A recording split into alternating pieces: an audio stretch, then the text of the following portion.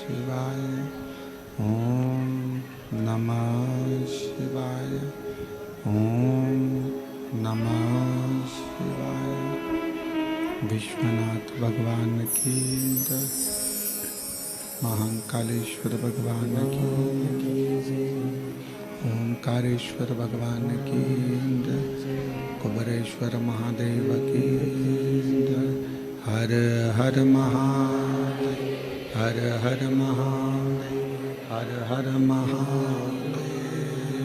हर काशी विश्वनाथ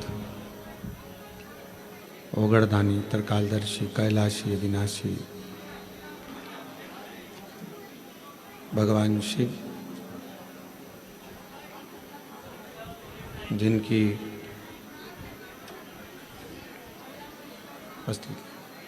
पुनित पावन शिव महापुराण की कथा भगवान देवाधिदेव महादेव की कृपा से 12 जुलाई से 18 जुलाई तक ऑनलाइन श्रावण के महीने में भगवान देवाधिदेव महादेव की कृपा से ये पवित्र पावन शिव महापुराण की कथा श्रवण करने का सौभाग्य प्राप्त हुआ है। 12 जुलाई से 18 जुलाई तक 1 बजे से 4 बजे तक चलने वाली ऑनलाइन शिव महापुराण की कथा कोरबा छत्तीसगढ़ से ही ऑनलाइन करी जा रही है। और ये शिव की कृपा, उनकी उदारता, उनकी करुणा श्री महाकाल भक्त मंडल कोरबा द्वारा आयोजित श्री दुर्गेश जी शर्मा, श्री राजेंद्र तारक जी, श्री शैलेश शुक्ला जी, मुख्य यजमान परिवार श्री भरत जी अग्रवाल, श्री आयुष जी अग्रवाल जी एवं सभी कोरबा छत्तीसगढ़ वासी एक बार यजमान परिवार के लिए जोरदार ताली बजाकर स्वागत वंदन अभिनंदन। और तेरी कृपा बिना न हिले एक भी अणु, लेते हैं श्वास तेरी कृपा से तनु तनु। बखान क्या करूं मैं राखों के ढेर का, चपटी भभूत में खजाना कुबेर का। हे गंगाधार मुक्ति द्वार ओमकार तू, भोले ओमकार तू। आयो शक्ति गाय शंभु तार तार तू। शिव की करुणा, उनकी उदारता, शिव महापुराण की कथा कहती है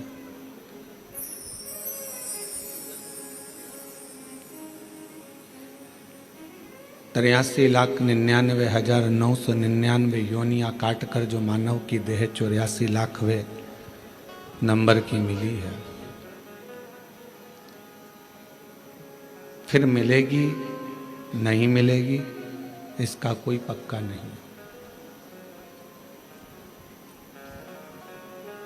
क्योंकि कई बार हमारी जीवन में हम ऐसा कर्म कर बैठते हैं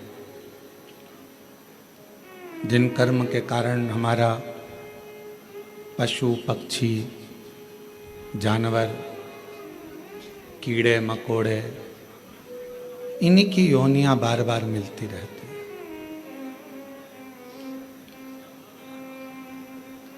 और हम उन योनियों से ही मुक्त नहीं हो पाते तो मानव देह तक कैसे पहुंचेंगे। जिसको मानव की देह मिल गई। और ये मानव की देह, ये मानव का शरीर मिलना और उसमें भी भगवान शिव की अविरल भक्ति को प्राप्त करना दोनों कठिन है।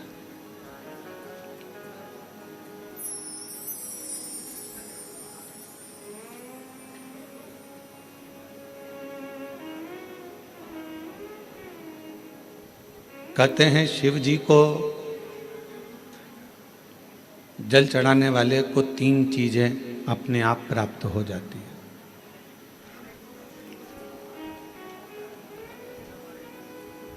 भगवान शिव के मंदिर जाने वाले को, भगवान शंकर की आराधना करने वाले को, शिवालय तक जाने वाले को 3 चीजें ना मांगने पर भी मिल जाती है।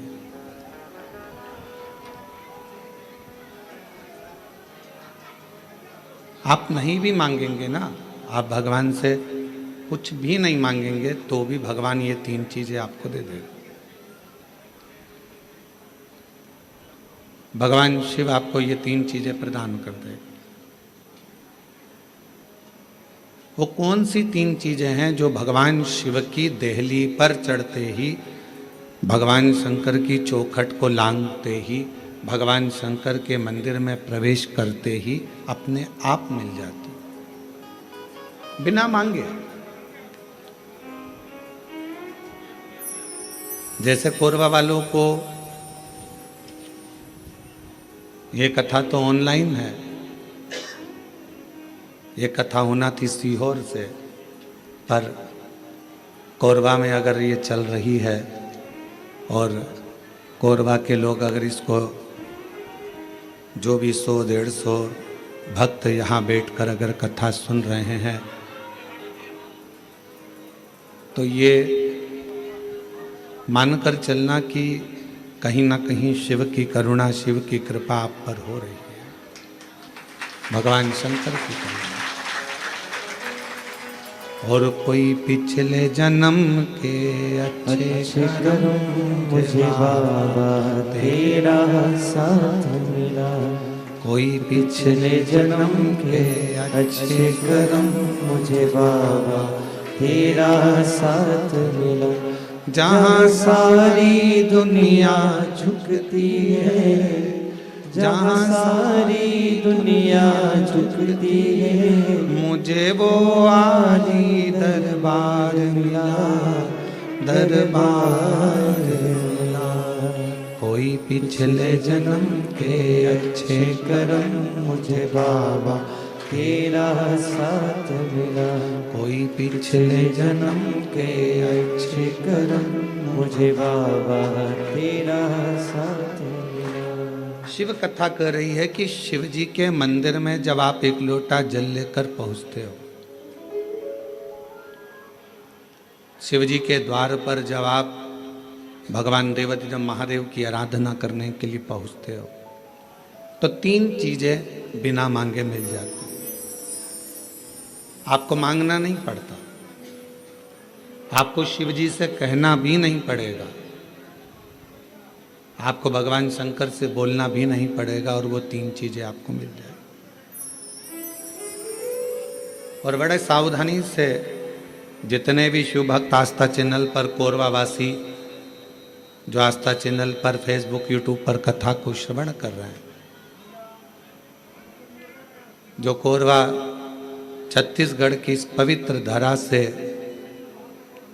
टीवी पर बैठकर, टीवी के सम्मुख में और मोबाइल पर, यूट्यूब, फेसबुक पर इस पवित्र कथा को श्रवण कर रहे हैं, वो ध्यान लगाकर सुनना कि वो 3 चीजें कौन सी है जो शंकर के द्वार पर जाने पर मिल जाती है। पहले नंबर पर है मन की शांति।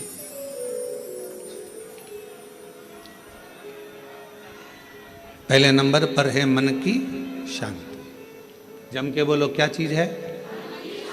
मन की शांति। आप सुबह उठे, आपने लोटा लिया पानी का, जल का पात्र भरा और भगवान का स्मरण कर कर निकल चले। मन की शांति। ये बिना मांगे शिव जी से आप नहीं भी मांगेंगे तो भी मेरा देव अधिदेव महादेव आपको दे देगा। दूसरे नंबर पर है,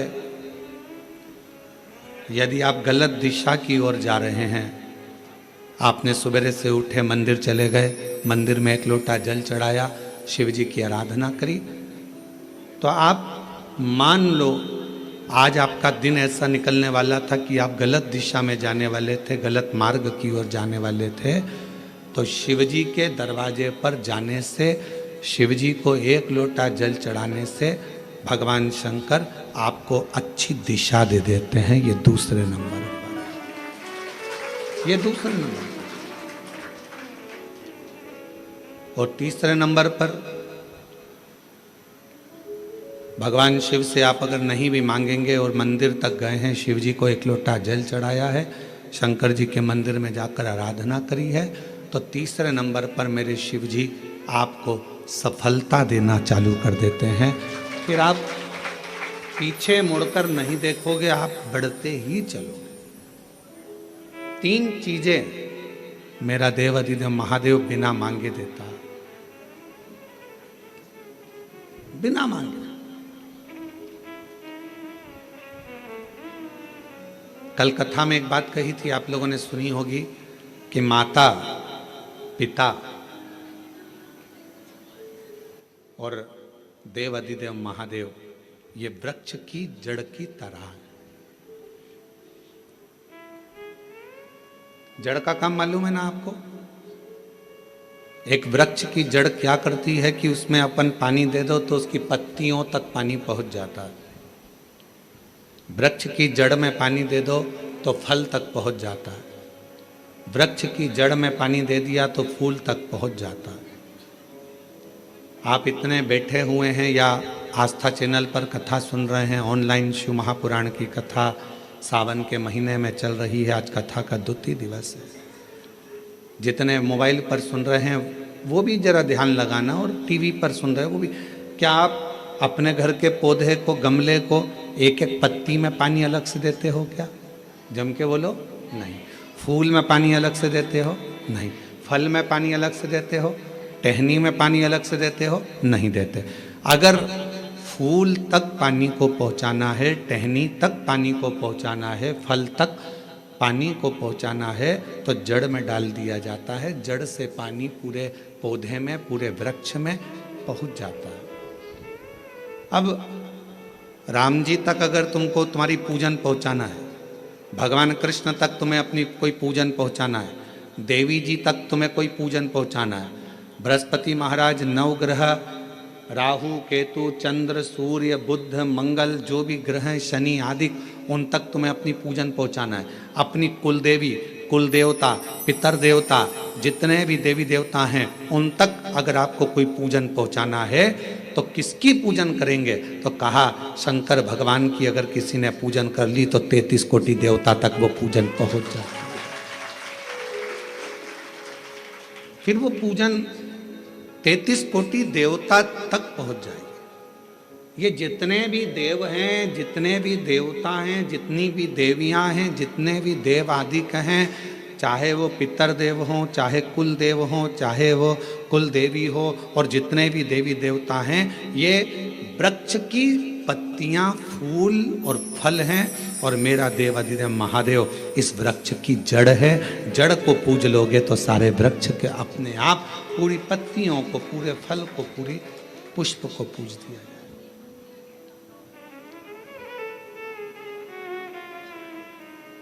आपको एक बार कथा में कहा था, जब नवग्रह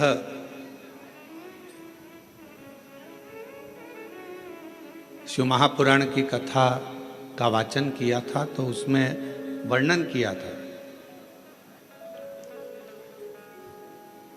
ब्राह्मण देवता ने पत्रिका देखकर ज्योतिषाचार्य जी ने अपनी पत्रिका के अनुसार, आपकी राशि के अनुसार आपको बताया कि आपको राहु लग गया। किसी ने कहा आपको केतु लग गया, किसी ने कहा आपको मंगल लग गया, किसी ने कहा आपको बुध लग गया, किसी ने कहा आपको शुक्र लग गया, शनि लग गया। और शिव महापुराण की कथा में रुद्रखंड कह रहा है ऐसा कोई ग्रह नहीं है जो शंकर भगवान के पास आकर अपना विनय नहीं करा। सूर्य देवता ने भी विनय करा, चंद्र देवता ने भी विनय करा, सारे बृहस्पति हो, शुक्र हो, बुध हो, मंगल हो, ये सारे देवता भगवान शंकर से आकर विनय करे थे। तो शिव जी ने इनको वचन दे दिया था कि तुम पूरे नव की नव ग्रह मेरे शिवलिंग के पास में होगे और जो मुझे जल चढ़ाएगा वो नवग्रह देवता अपने आप शांत स्वभाव में हो जाएंगे और उनको फल प्राप्त। ये शिव का वचन। एक पूजे सब पूजे।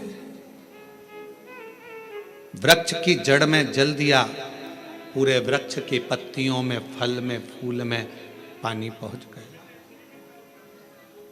उसी तरह शंकर भगवान का यदि भजन करा है, शिव जी का यदि स्मरण करा है, शिव नाम का यदि जाप करा है, शिव नाम में अगर हम आप डूबे हुए हैं तो ये मत सोचना कि हम राम जी को छोड़ दिए या हम कृष्ण जी को छोड़ दिए या हम देवी जी को छोड़ दिए, हमने पार्वती जी को जल नहीं चढ़ाया, हमने गणेश जी को जल नहीं चढ़ाया, हमने कार्तिकेय को जल नहीं चढ़ाया, हमने नंदी को जल नहीं चढ़ाया, हमने सूर्य नारायण भगवान को जल नहीं चढ़ाया, हमने चंद्रदेव की पूजन नहीं करी तो हमको दोष लगेगा। ना ना ना, शिव महापुराण की कथा कहती है यदि आप अपने घर से एक लोटा जल भरकर शंकर जी को समर्पित करते हो तो सारे देवताओं की आराधना पूजन अपने आप होती चली जाती है,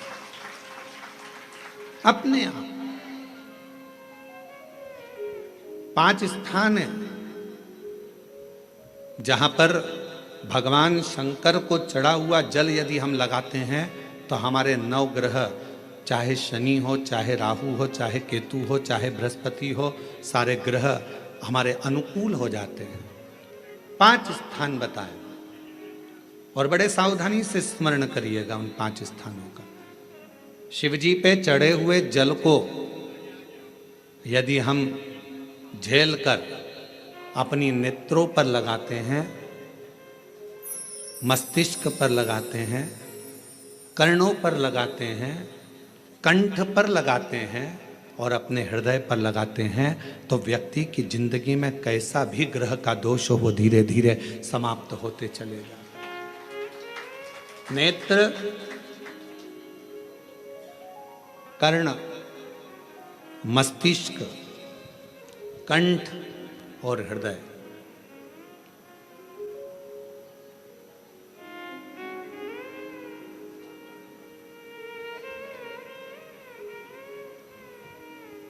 ये 5 स्थान इससे बता दिए शिव महापुराण में जिन पर शिव जी के चढ़े हुए जल को हम केवल मात्र लगा लेते हैं तो उससे भी हमको फल की प्राप्ति हो जाती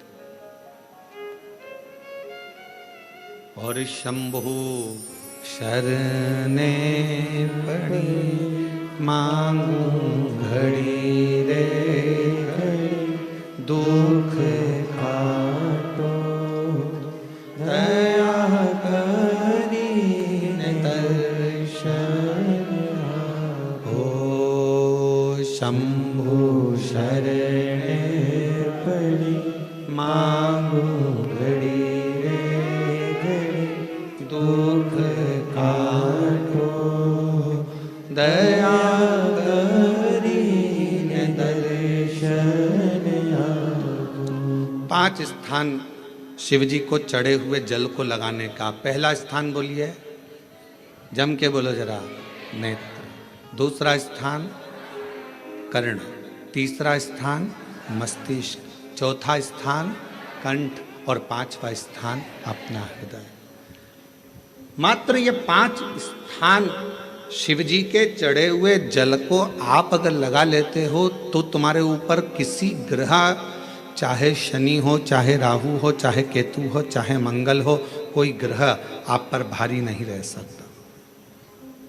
और एक प्रैक्टिकल कर कर देखना,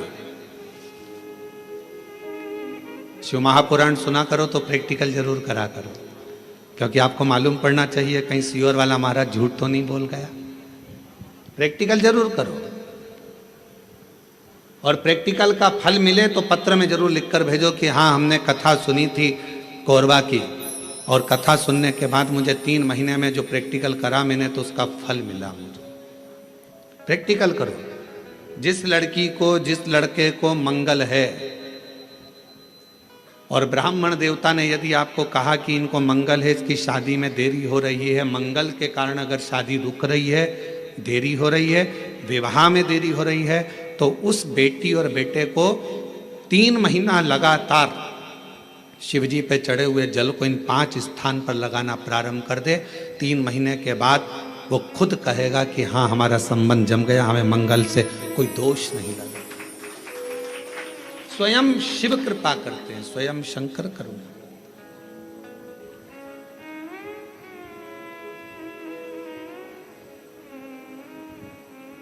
ये 5 स्थान मेरे देव अधिदेव महादेव की अविरल भक्ति के लिए, निर्मल शुद्धि के लिए है। नेत्रों पर जल लगाने से मतलब है कि जब भी मैं दर्शन करूं तो मेरे देव अधिदेव महादेव का करूं, शिव।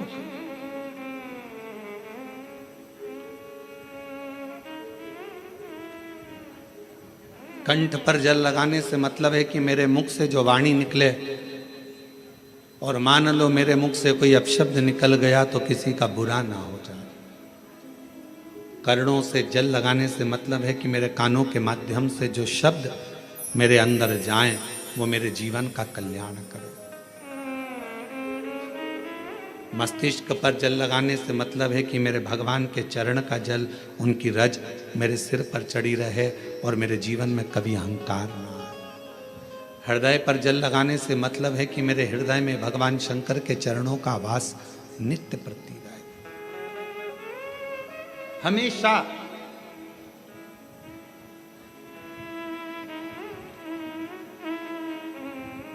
निकुंभ में एक प्रश्न एक बहन ने करा था छत्तीसगढ़ की, और छत्तीसगढ़ की जीजी कैसा प्रश्न कर सकती है ये आप जरा सोच लेना।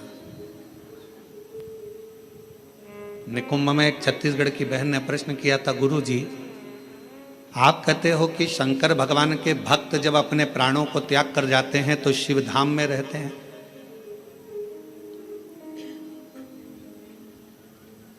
और हमने नेट पर सर्च करा तो पूरे विश्व में 70% मनुष्य शिव के भक्त हैं, केवल 30% मनुष्य ऐसे हैं जो अन्य भक्त हैं। हमने नेट पर सर्च करा तो 70% मनुष्य भगवान शंकर के भक्त हैं। तो वो महिला ने प्रश्न करा निकुंभ में कि जब 70% शिव जी के भक्त हैं तो इतने मर मर कर वह कैलाश पे जाते होंगे, तो वो तो पूरा ही भरा गया होगा।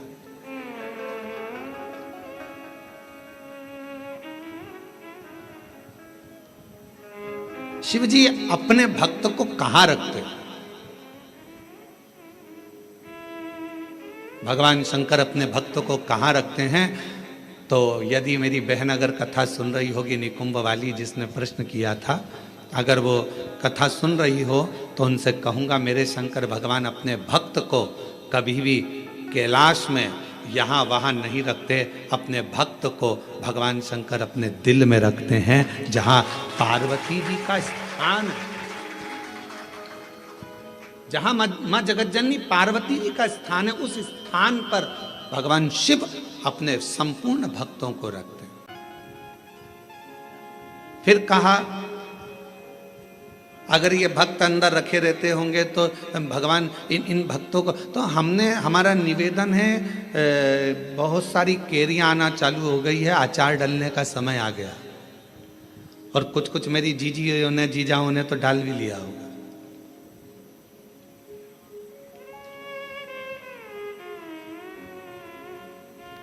प्लास्टिक के डब्बे में केरी रखते हो क्या? अचार डालते हो तो प्लास्टिक के डब्बे में नहीं डाला जाता, क्योंकि वो सड़ जाता है। एल्युमिनियम के डब्बे में नहीं डाला जाता, वो सड़ जाता है। पीतल के डब्बे में नहीं डाला जाता, वो सड़ जाता है। स्टील के डब्बे में अचार नहीं डाला जाता, वो सड़ जाता है। अचार को डालने के लिए कांच की या चीनी की बरनी होना चाहिए।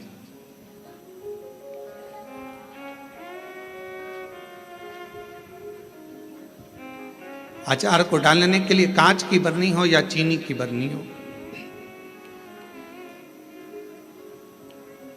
और उस अचार में मसाला भी रहता है ज़्यादा मात्रा में तेल भी रहता है, ज़्यादा मात्रा में नमक भी रहता है, पूरा मसाला उस अचार की बरनी में रहता है, फाँक तो कम रहती है। और वो अचार की जो फाँक है वो हर किसी को नहीं दी जाती। अचार हर किसी के आगे परोसा भी नहीं जाता।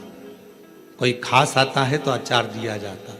और अचार खाने का भी तरीका है, किसी को फाँक पसंद आती है, किसी को मसाला पसंद आता है, किसी को तेल पसंद आता है। उसी तरह भगवान शिव की कथा कहती है, शंकर जी कहते हैं माँ पार्वती जी से जो मेरा भक्त है उसको मैं अपने हृदय में रखता हूँ और देख लेता हूँ जिस जगह पर भजन की कमी होती है, शिव नाम की कमी होती है, वहीं पर अचार की एक फाँक निकाल कर पटक देता हूँ और दुनिया के लोग वो अचार की फाँक को चाटना प्रारंभ कर देते हैं। अब ये कथा हो क्या रही है? ये शिव महापुराण की कथा, ये भगवान की कथा अचार की फाँक है और आप और हम सब उसको चाटने के लिए बैठे हैं। किसी को भजन में मजा आए, आनंद आएगा, किसी को भगवान के दृष्टांत में आनंद आएगा, किसी को फाँक में, कथा में आनंद आएगा। सबका तरीका अपना अपना है, सबका तरीका।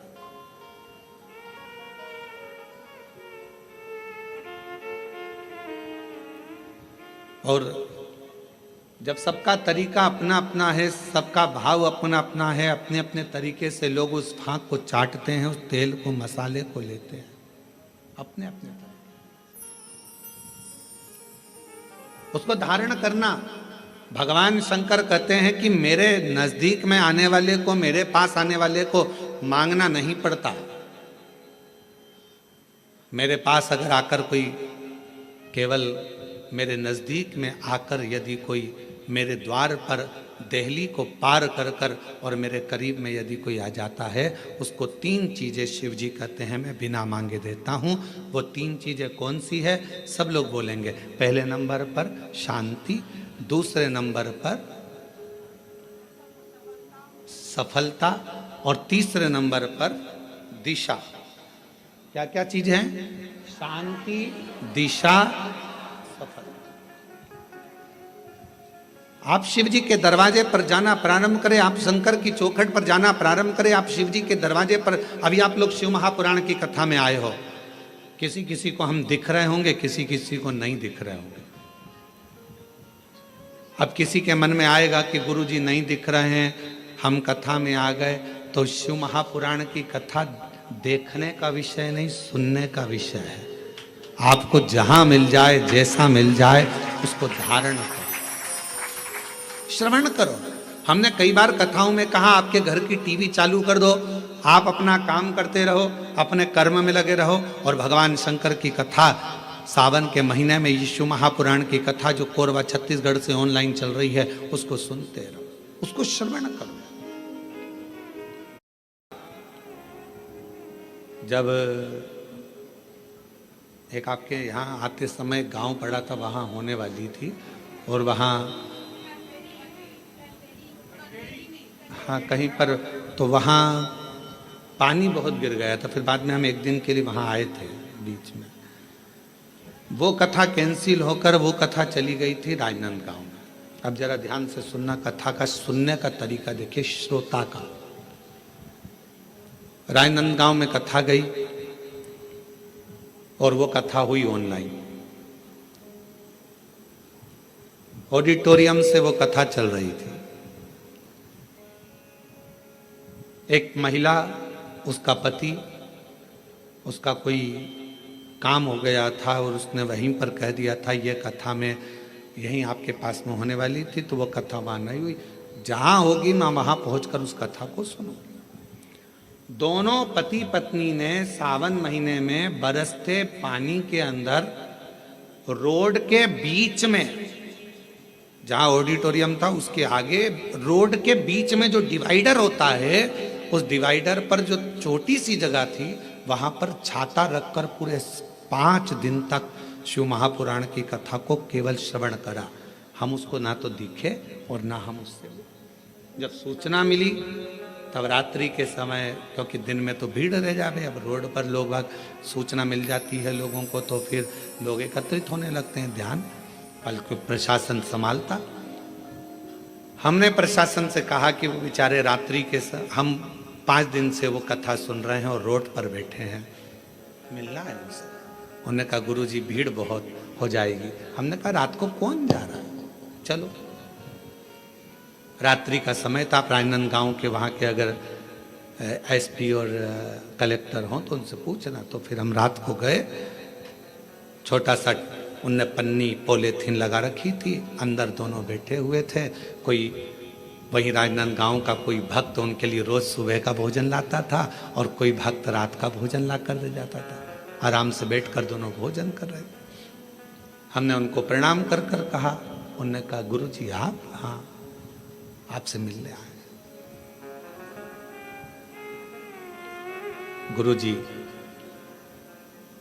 एक प्रॉपर्टी छूट नहीं रही थी, उस पर दबंगों ने कब्जा कर लिया था, छोड़ नहीं रहे थे। हम हमारा गांव छोड़कर दूसरी जगह चले गए थे क्योंकि उन्होंने हमारे को गलत केस में फंसा दिया। 3 साल से लगातार हम परेशान थे, तो किसी ने कहा कि कथा पंडाल में सुनो। हमने भिलाई के पंडाल में सुनी और फिर मन करा कि अगर हमारा काम हो जाएगा तो अगली कथा पंडाल में पहुंचो। कथा कैंसिल हो गई, राजनांदगांव में हो रही, पर अंदर प्रवेश नहीं, अंदर प्रवेश नहीं। इसलिए यहां बैठकर केवल कथा सुनना था, सुन लिया। हमने कहा हो गया काम, हो गया।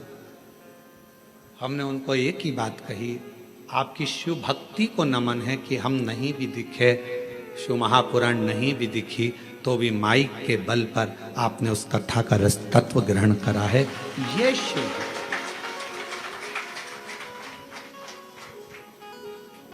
शिव उपासना किसको कहते हैं? 2 चीजें मेरे शंकर को प्रिय लगी है मानव से, एक पानी, दूसरी वाणी। मेरे शंकर भगवान ने मनुष्य देह से 2 चीजें मांगी है, एक पानी मांगा और दूसरा वाणी मांगी। आप शिव जी को 1 लोटा पानी चढ़ा रहे हैं, आप अपना कल्याण कर रहे हैं। शिव जी को अपनी वाणी से श्री शिवाय नमस्तुभ्यं, श्री शिवाय नमस्तुभ्यं, श्री शिवाय नमस्तुभ्यं, श्री शिवाय नमस्तुभ्यं। आप अपनी वाणी से जब भगवान शंकर के नाम का उच्चारण कर रहे हैं तो वो शिव को पसंद आ रहा।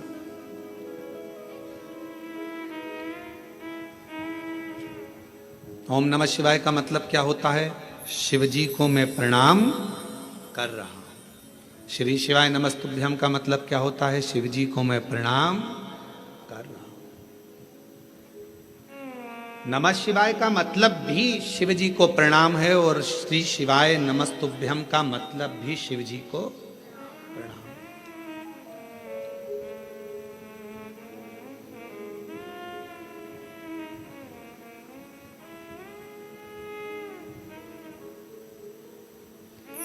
कलिकाल में बहुत सारे लोग भ्रम उत्पन्न करेंगे। कोई कहेगा महिला ओम नमः शिवाय न बोले, कोई कहेगा नमः शिवाय बोले, कोई कहेगा ये बोले, कोई कहेगा वो बोले। इसलिए मेरे शंकर भगवान ने शिव महापुराण में एक अलग से ऐसा अक्षर, ऐसा शब्द, ऐसा मंत्र, ऐसा जाप कह दिया कि कोई भी हो, किसी भी अवस्था में हो, वो जप ले, शिव की कृपा बरसना प्रारंभ हो जाती है। आप भटको मती।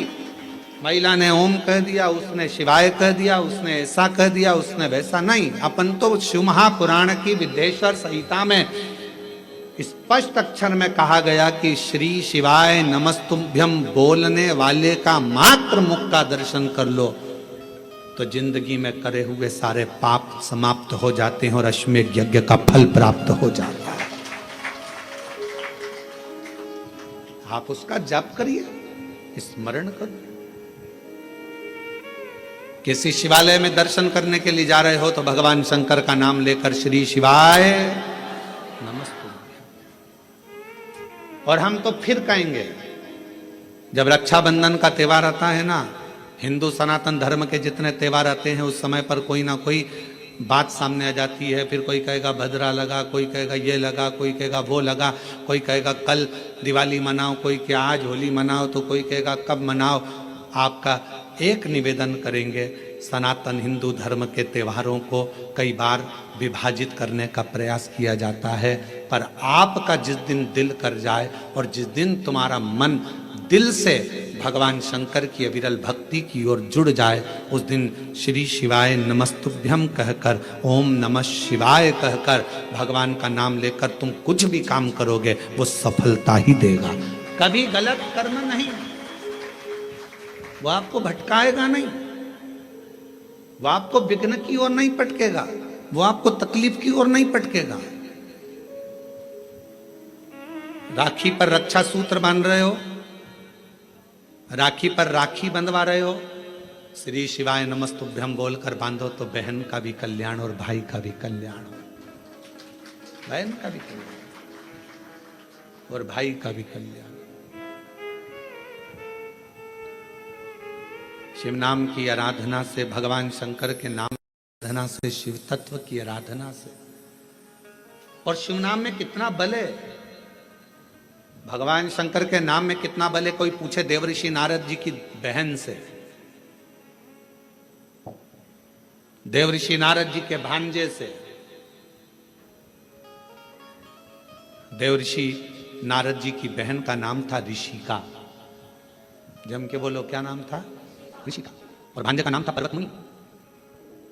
क्या नाम है भांजे का? ने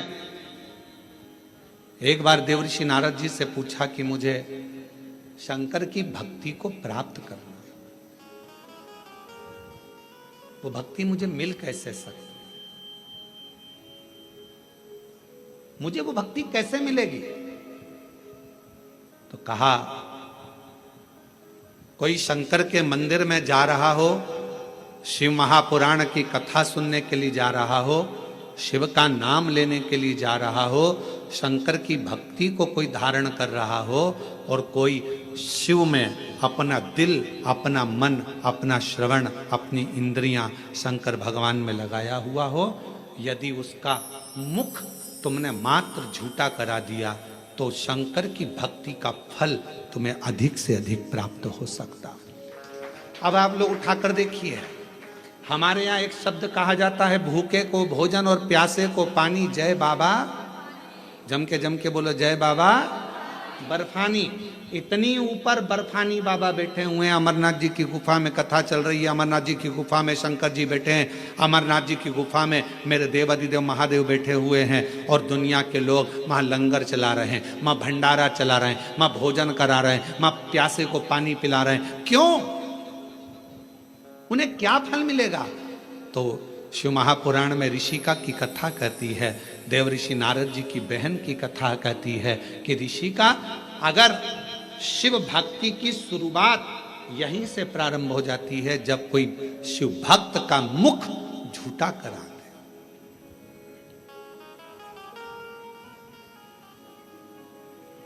कितनी पानी की बोतल लेकर चलना चाहिए? 2। एक किसके लिए? अपने लिए, और एक अड़ोसन पड़ोसन पीछे वाली धड़ोसन के लिए। क्योंकि अपन किसी को कुछ नहीं दे सकते, तो अपने घर से लाया हुआ पानी भी अगर उसे पिला देते हैं तो उसका मुख झूठा कराने पर उसका फल हमको प्राप्त हो जाता है, पुण्य फल हमें। ये पुण्यता है।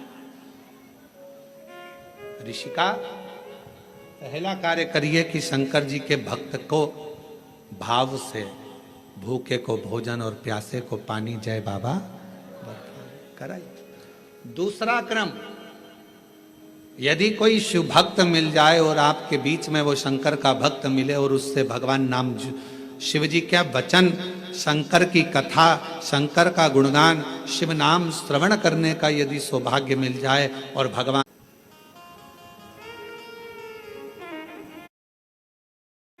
5वें नंबर पर है, शिव मंदिर में जाकर एक लोटा जल चढ़ा। ये 5 सीढ़ियां देव ऋषि नारद ऋषिका को कह रहे हैं, ऋषिका ये 5 सीढ़ियों पर जो चढ़ता है और ये 5 सीढ़ियां चढ़कर जो आगे बढ़ जाता है, फिर वो जगत में कभी भटकता नहीं है, वो शिव का होकर शंकर के धाम का अग्रणता प्राप्त कर लेता। बोल बम का नारा है, शिव शिव है। और मैंने तेरे ही भरोसे बाबा, तेरे ही भरोसे हवा बिच उड़ती जावांगी बाबा, डोर हल तो छड़ी नाम कट्टी जावांगी। भोले मैं तेरी शंभो मैं तेरी हवा बिच उड़ती जावांगी बाबा, डोर हल तो छड़ी नाम कटी जावांगी। भोले मैं तेरी शंभो मैं तेरी। 5 सीढ़ियां ऋषिका ने उन 5 सीढ़ियों को पार कर लिया। शिव की कृपा हो गई। ऋषिका ने अपने पुत्र पर्वत मुनि को भी समझाया कि शिव की भक्ति के बिना सब सूखा, सब सूखा।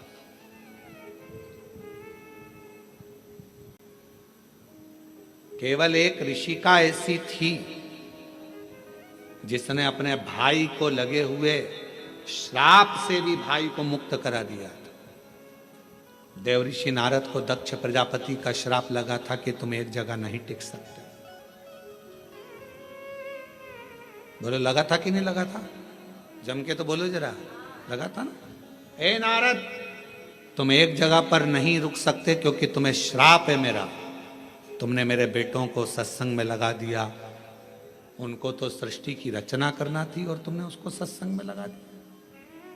ये मेरा श्राप है तुमको नारद कि तुम एक जगह नहीं टिक सकते, तुम एक जगह नहीं बैठ सकते। ये मेरा श्राप है।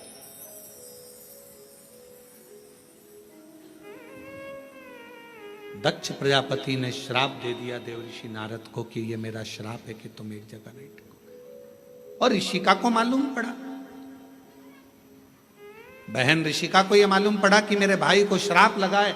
ऋषिका ने जो शंकर जी की भक्ति करी थी, शिव का स्मरण करा था, शंकर का मंत्र जाप करा था, ऋषिका पहुंच गई रक्षा सूत्र के दिन, रक्षाबंधन के दिन। ऋषिका ने जब देवऋषि नारद के मस्तक पर तिलक करा, हाथ में रक्षा सूत्र राखी को जब बांधा, तो शिव नाम लेकर राखी को जैसे ही बांधा, देवऋषि नारद उस श्राप से मुक्त हो चुके थे। और देवऋषि नारद जहां सत्संग होता था वहां बैठकर कथा का तत्व ग्रहण कर लेते।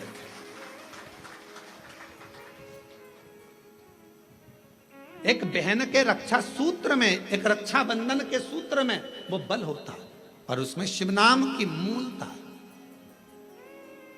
आपसे निवेदन है, जब आप रक्षा सूत्र बांधे, राखी बांधे, तो राखी भी श्री शिवाय नमस्तुभ्यं, श्री शिवाय नमस्तुभ्यं, श्री शिवाय नमस्तुभ्यं, श्री शिवाय नमस्तुभ्यं। रक्षा सूत्र बांधा गया। देवऋषि नारद को जो श्राप लगा था, भगवान शंकर ने स्वयं देवऋषि नारद से कहा, तुमने चंद्रभागा नदी के तट पर बैठकर तप किया है। नारद, अपनी बहन ऋषिका के कहने पर, भगवान नारायण के कहने पर, मेरे कहने पर तुम चंद्रभागा के तट पर जाकर चंद्रभागा नदी के तट पर तप करे हो।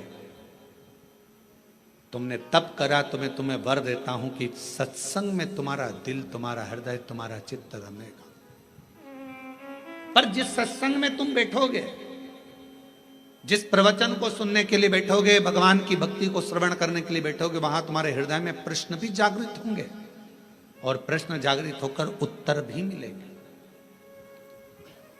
कभी कभी प्रैक्टिकल कर दिया होगा, टीवी पर कथा सुनते हो आप लोग शिव पुराण की? आज तुम्हारे मन में कोई प्रश्न सुबह से चल रहा है, सुबह से कोई प्रश्न तुम्हारे मन में चल रहा है, ना तुमने उसको किसी को लिखकर भेजा, ना किसी से बात करी, प्रश्न सुबह से चल रहा था, टीवी खोली, कथा चालू हुई, 2.5 घंटे 3 घंटे की कथा में जो तुम्हारे अंदर प्रश्न चल रहा था, कभी कभी भगवान